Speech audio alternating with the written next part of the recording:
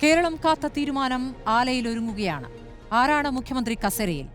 102 എന്ന വലിയ സംഖ്യയിലേക്ക് വിജയമെത്തിച്ച നേതാവിനെ വഴിയിൽ ഉപേക്ഷിച്ച് അടുത്തൊരു ഉപതെരഞ്ഞെടുപ്പിലേക്ക് വഴി തെളിച്ചൊരു തീരുമാനമാകുമോ ഹൈക്കമാൻഡിന്റെ തെളിച്ചമുള്ള തീരുമാനം?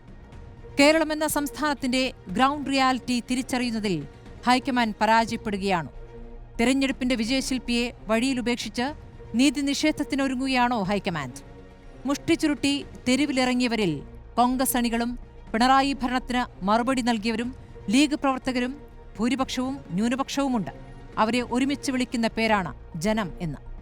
ജനകീയ പ്രതിഷേധത്തെയാണോ നിങ്ങൾ അച്ചടക്ക ലംഘനമെന്ന് വിളിക്കുന്നത്? ജനഹിതം അനുകൂലമാക്കുന്ന തിരക്കിൽ ഗ്രൂപ്പ് രാഷ്ട്രീയം കളിക്കാഞ്ഞതാണോ വി.ഡി. സതീശൻ എന്ന നേതാവിന്റെ ന്യൂനത?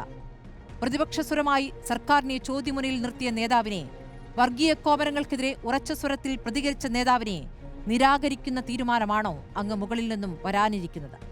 2011 ചുണ്ടിനും കപ്പിനുമിടയിൽ നിങ്ങൾ പിൻവലിച്ച മന്ത്രിസ്ഥാനമാണ് വി.ഡിക്ക് ഭരണപരിചയമില്ലെന്ന വാദം സൃഷ്ടിച്ചത്.